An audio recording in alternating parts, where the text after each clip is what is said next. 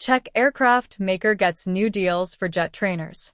A Czech jet trainer that traces its lineage back to the Cold War just broke into 2 new continents in the same week, and the company behind it says its factory floor is now booked solid into 2027. AERO Vodochody Aerospace signed 2 new contracts for its L-39 Skyfox aircraft, one with a customer in Angola and one with a customer in North America, marking the jet's first entry into Africa and the Americas after years of operating exclusively across Europe and Asia. The Czech manufacturer said it has secured orders for 9 new Skyfox aircraft over the past several months, with 2 of those orders subject to options, while simultaneously finishing production on 4 additional aircraft for a separate customer who has chosen not to discuss the contract publicly. The L-39 Skyfox itself carries a pedigree that goes back further than most fighter pilots flying today have been alive. It's the modernized successor to the original L-39 Albatros, a Cold War-era jet trainer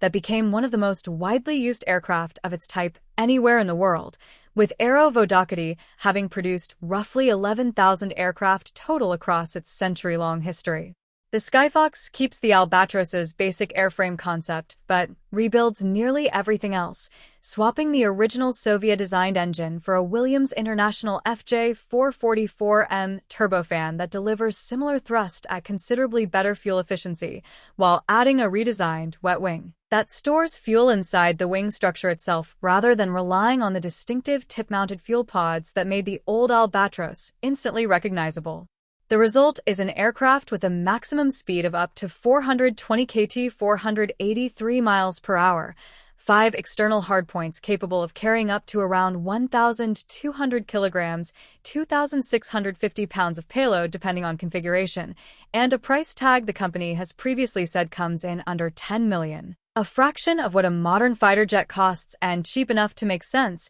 as a dedicated trainer rather than a multi-role combat aircraft pressed into training duty. Angola's decision to buy the Skyfox outright tells a more interesting story than a simple sales contract because the country didn't start out planning to buy anything new at all. According to AERO, the Angolan customer's original request centered on overhauling older L-39 Albatros aircraft already in its inventory, the kind of upgrade-in-place approach that lets an air force extend the life of existing hardware without the cost of acquiring new airframes. After evaluating the operational, economic, and capability trade-offs, Angola's customer decided the new-build Skyfox made more sense than refurbishing what it already had, a decision AERO frames as validation that the new aircraft's performance and avionics improvements outweigh the higher upfront cost of buying new versus repairing old. The contract covers up to 4 L-39 Skyfox aircraft along with related products and services,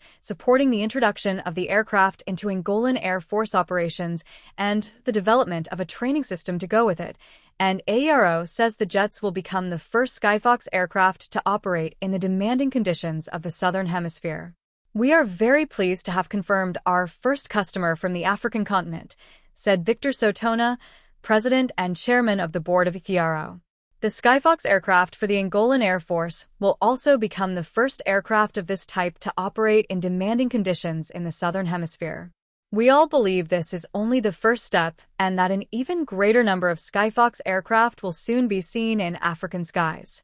The North American contract carries a different kind of significance, less about breaking into a new region's military and more about breaking into a market with deep, established roots in the L-39's broader history. AERO's North American customer comes from the civil sector and has long operated a fleet of L-39 Albatros aircraft already, the kind of contract air services provider that companies like Draken International and the Airborne Tactical Advantage Company have built businesses around, flying older jet trainers under contract to support military training exercises and adversary air simulation for the U.S. Armed Forces. That existing familiarity with the L-39 platform makes the customer a logical early adopter for its modernized successor, and the deal includes commercial representation of the L-39 Skyfox brand in the region, meaning the customer will help AERO market and demonstrate the aircraft to other potential buyers across North America rather than simply operating jets it purchased for its own fleet. "The agreement with our new partner is important for AERO on 2 levels, Sotona said. Not only will it bring the first Skyfox aircraft to another continent, but it will also make it possible to actively offer and present this platform to other potential users and customers in the region. Direct customer experience and on-site aircraft presentation are the best sales tools.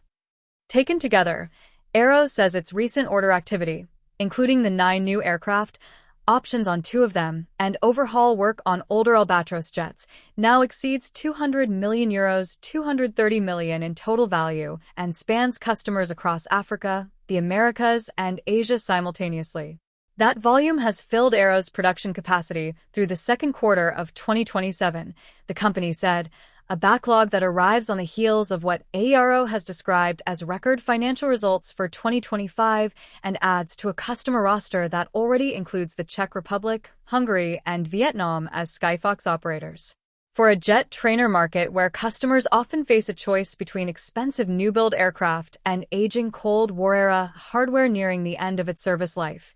AERO's bet is that a modernized airframe built on a name Air Forces already trust will keep winning contracts on 3 continents at once, turning a Czech aerospace program with century-old roots into one of the country's most consequential current export businesses.